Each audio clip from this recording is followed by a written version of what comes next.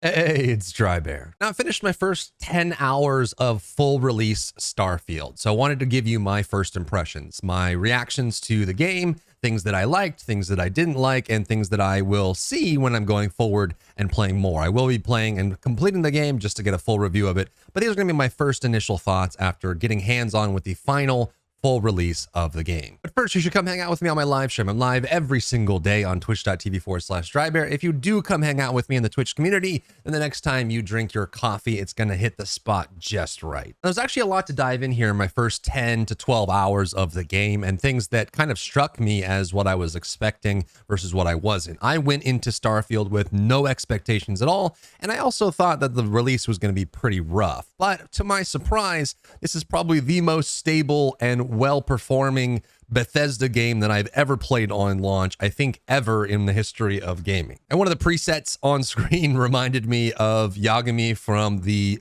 Judgment series, so I decided I was going to try and make him as my first character. And the first thing I'll say as well is I actually started by playing Starfield on a hard drive. I thought my hard drive was going to be fine. I had a lot more space there. I had BG3 on my SSD plus a bunch of other stuff, and I didn't really want to try and reset that. So I played on hard drive, and I actually found it to be basically unplayable on HDD, and I had to completely reinstall on my solid state in order for it to actually run properly. So if you're playing the game and you get audio desync, constant hitching, big cache loading sequences where you get stuck loading and things warp around and the audio is like 5 seconds delayed after you shoot, I recommend reinstalling or moving your install to an SSD in order to get that to go away, because to me it was unplayable on hard drive for anyone who really cares about that. And the first thing that you will note, just because you see this so much in the early part of the game, is the facial animations for the characters. And as far as I can tell, these are actually procedurally done, not handmade animations. It doesn't seem like an animator sat down and made these work. These all seem to me procedural, either by programmatic means or otherwise, to kind of create these facial animations. And what I can tell you after being a developer and having used procedural animations and had animators sit down and do awesome animations, I can tell you the difference between them is really just the cost.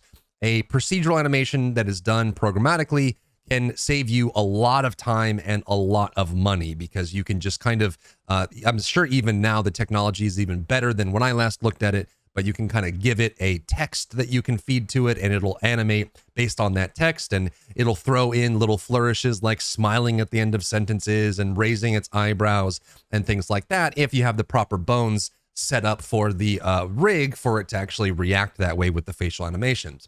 However, one of the major problems with this style of animation, though it is incredibly fast and very cheap, is that it kind of goes into the uncanny valley. That's because when you animate procedurally, there's not really as much life or idiosyncrasy in the way that it happens, right? It feels like it's very much, okay, at the end of sentences, I smile, or I wiggle my nose, or when I'm surprised, I reel back, and it also doesn't get the eyes just right either. There's plenty of situations where their eyes just don't feel right, or they're not looking at you directly. They're kind of looking off into the distance, and it feels very weird in general.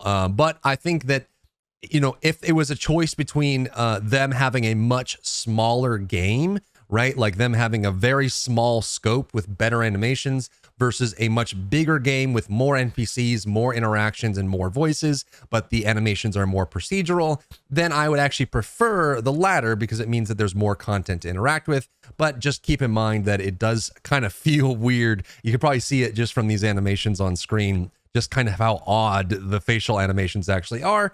But again, I would prefer to have more content rather than less. The next comment I have is around emptiness. I think this is something that's popping up a lot right now in reviews and perspectives for the game. And I actually have about a moderate perspective on this. I think that there are definitely parts of some planets that feel rather empty. And I think that they could solve this a lot with much higher movement speed, or a cleaner way to, you know, go into orbit and land back down quickly without long loading, so you can kind of get around the planet, or even just having ways to transfer loot a little bit easier from your inventory to your ship's cargo from anywhere on the planet as well. But there's definitely parts that feel a little bit barren. You're walking around for a long time. I've done some of the survey missions where you get paid to go to a new planet and survey everything: fauna, flora, wildlife, resources. Go and scan the entire planet, get every bit of information you can on it, and then you get paid for that. And if you get upgrades for surveying, it can actually be a very lucrative way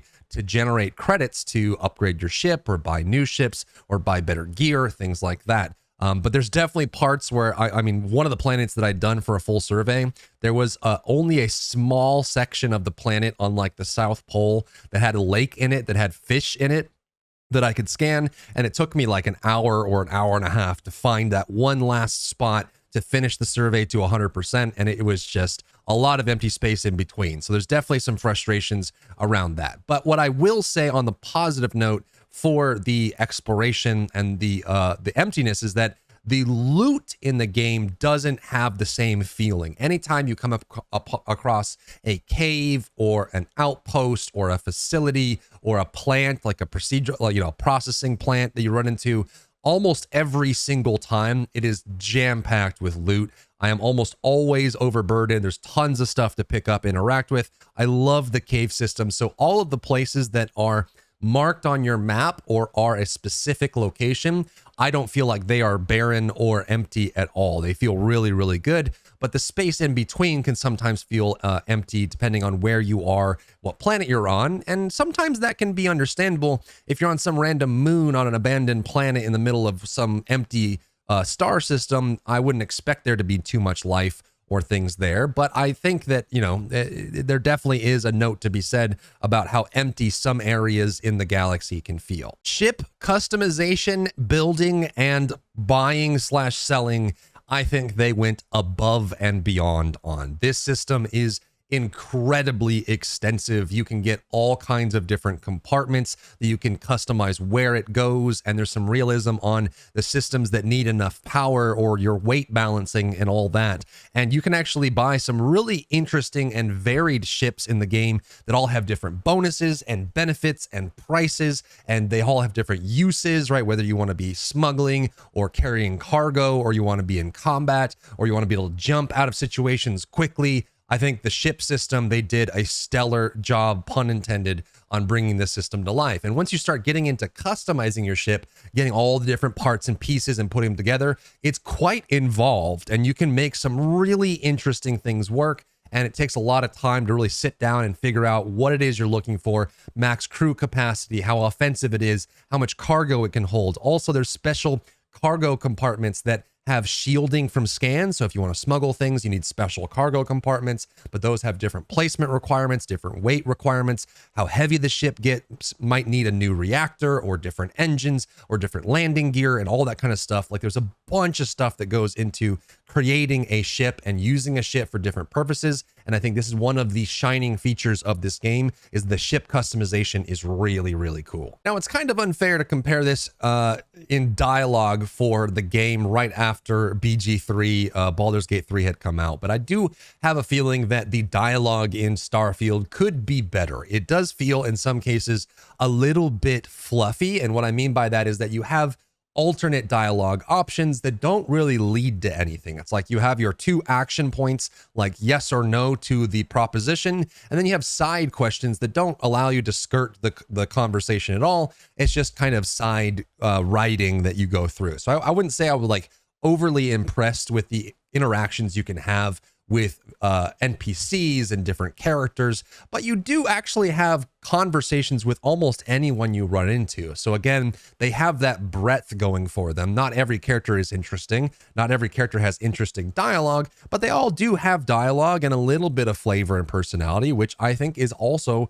kind of adding to the breadth of the game overall. And as you get better at social skills like deception and persuasion, it does open up different opportunities throughout the game, primarily with interacting with government facilities and people of power. You can do different things like that, or, like criminal overlords. Special important NPCs, persuasion, deception, things like that can go a long way. And they do have little mini games for that as well. But your average citizen or person you're just walking through and talking to, in most cases, there isn't going to be any like very meaty dialogue, but there will be some, which I think is at least pretty cool. And since we're on the topic of Baldur's Gate 3, there is one feature that I think they could add to Starfield that would make the game significantly more enjoyable from a high level, and that is the function of being able to send items to camp, or in this case, it would be send items to ship cargo. Being able to do this anywhere would make this feel a lot better. So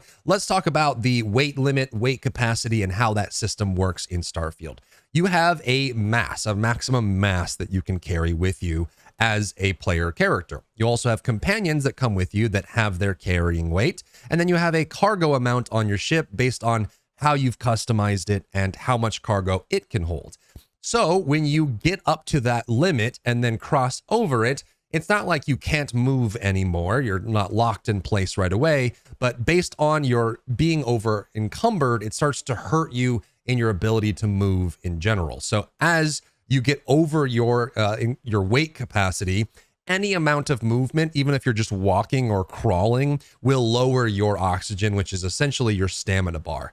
So you'll basically just moving in any way will lower your stamina, and eventually it'll start recovering really slowly and you won't be able to go anywhere.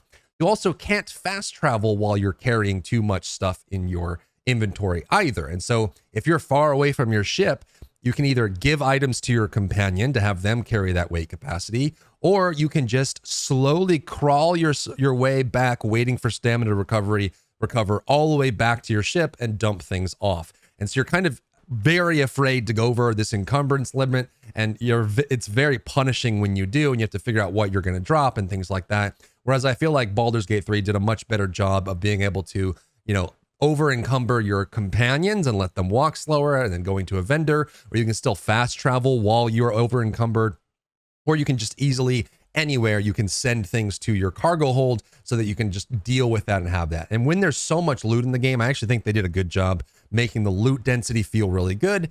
Having this heavy reliance on encumbrance and weight carrying capacity feels like it's a little bit too invasive on that experience, and I hope that they would ease up on this in future patches to try and make that feel a little bit better, because I'm a loot goblin at heart. This is something that affects me directly because I love loot. I love picking everything up, selling everything, making as much money as I can. I'm just a loot goblin, man. It's who I am, and having that restriction is rough. I've already upgraded my weight training all the way to rank 4 by level 10. So I have max weight capacity. I have a backpack that gives me weight capacity. I max out my cargo hold on my ship and my companions, and I'm still running into situations where I have to drop stuff or leave it behind, or not be able to do anything with it, just because I can't walk with the weight. I can't fast travel with the weight. I can't move around, and I can't send it to my ship unless I physically go to my ship and put it in the cargo hold myself. Combat feels surprisingly snappy. It feels more Call of Duty and less Fallout, which I think is a good change for this kind of game in general. It is still limited in some ways. First of all, pathing is very limited, especially for large creatures. You can stand on a rock, or you can run around circles on a rock, and they'll never be able to hit you, which is one thing. Some creatures, I ran into some elite monsters that have ranged attacks or shockwaves that'll hit you no matter what. So there are things that still pressure you, but you can also, for most non-ranged enemies, just run around a rock or get on a rock or get on a platform, and they can't hit you. There's nothing they can really do. So the pathing there is still, I think, flawed in some ways. But the gun combat feels good, and having the special effects that you get from your gear. I have legendary armor that sets people on fire, and there's different effects based on the planet that you're on and the atmosphere that you're in, and the combat just feels really good. And there's a lot of interesting different ways to fight based on how you specialize your character and the perks you get, plus the weapons that you choose. And they also made an awesome decision in making the ammo in the game weigh nothing, so you can keep all your ammo on you without penalty. So you can always just have ammo to shoot, and enemies drop ammo, which is really, really cool. So I actually really like the combat. I think that there's a lot of opportunity for you playing with your companions as well. And the way the enemies surround you is kind of cool. Though, again, there is still some AI and pathing limitations that you can abuse to get very easy combat encounters with it. But I've fought plenty of difficult enemies on the hardest difficulty very hard, and found encounters that were challenging and interesting, and I've had to kind of like rely on healing and different weapon styles to try and overcome those in a lot of interesting and fun ways. When it comes to quests and content, I think there is a mixed bag here, and that's probably unavoidable with a game this size, but there are some quests that feel really cool and interesting, and there are some quests that are very sparse and kind of boring in some cases. They just drag on. There's a bunch of things you have to do, but they don't take, they're not very like fulfilling, and they take a long time to complete. And there's not really a clear objective that you're working towards. And one thing that I would tell people that are working into playing Starfield for the first time is don't feel bad about abandoning quests or missions that you just aren't vibing with. There's plenty of other content in the game, and some things just feel like they really, really drag on for a long time. So I would just abandon it if it's not a main quest. Don't worry about it. Move on to something else. The last note I'll leave with on my first impressions is I was shocked to find out that there is no diving in water. You stay on the surface. I can't find any gear or any way to dive or submerge. As far as I can tell, you can only stay on the surface of the water and just swim around from that perspective, which to me, for a $70 to $100 title that's been worked on for so long, that's supposed to be about space exploration and things like that, having no way to submerge and explore the underwater environments just feels a little weird and kind of awkward in that case. You can still jump in the water. Your companions will swim with you. You'll stay on the surface and go across lakes. And there is exploration to be done by scanning into the water. But as far as I can tell, unless it comes online later in the game, there is no way to dive down and swim around in the underwater environments that I've encountered. If you've encountered it, let me know if I'm wrong about that. But I can't seem to find anything that allows me to go below the surface of the water, which to me just feels really, really weird. But those are my first impressions of the game. Overall, good. I think the game is fun. It's worth playing. If you like Fallout, if you like these kind of games, it's actually very fun and good. It's not without its flaws, and it's certainly not. I don't think it's game of the year, but it's actually good. It's very enjoyable. I'm enjoying my time, and I'm excited to play more. If you found value in the video, leave a like down below, leave a comment for the algorithm to help this video get seen by more people. And as always, I'll see you on my live stream. If you enjoyed yourself today, leave a like down below. You can support me and my work on Patreon and view Patreon exclusive content, link in the description. Thank you so much for tuning in, and I'll see you in the next one.